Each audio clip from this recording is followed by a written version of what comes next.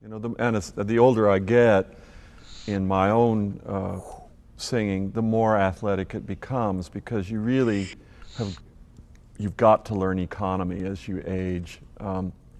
You you can override a lot of physical and emotional entanglements through sheer desire to sing when you're a young person. And you know, I'm sure that I did that. I know I did.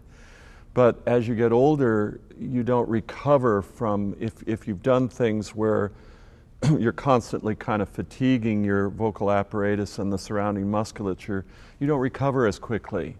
So you really have to learn to just be as simple as possible. And I think just the basic cardio fitness would be, you know, the things that affect breathing are tremendously important, because the one thing you sure don't want to be is short of breath. And if you're chronically short of breath, you're just going to have a lot of trouble singing. But it's also, the athleticism of it is apparent in the need to, for musculature, let me say this a different way.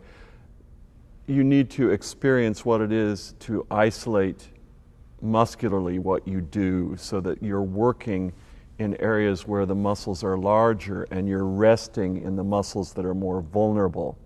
And that just takes a tremendous knowledge of and awareness of body. And I don't think that there are any really great singers who aren't really superb athletes, because I find the single hardest thing when I haven't been singing for a while is just, I suppose it would be analogous to a racket swing or a club swing or a bat swing, is to come into your voice with the breath at exactly the right moment, so that your breath really speaks already carried, or your voice speaks being carried on the breath, so that it's not but you're coming in. You take a breath and it's not just, it doesn't speak glottally as we're so prone to in English, where every other thing is kind of, I'm doing it right now, is kind of a stop, but that you have the feeling that the entrance of the voice is really a glide, and that it comes from deep down in the body. And that coordination can change depending on how you feel that day. You know, if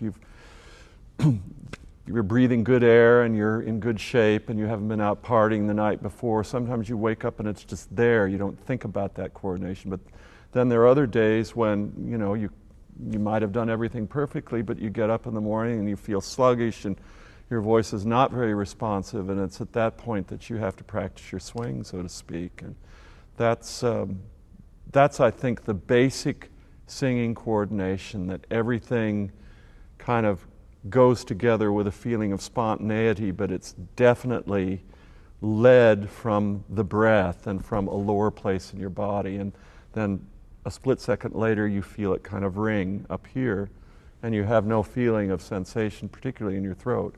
Hopefully none at all would be great.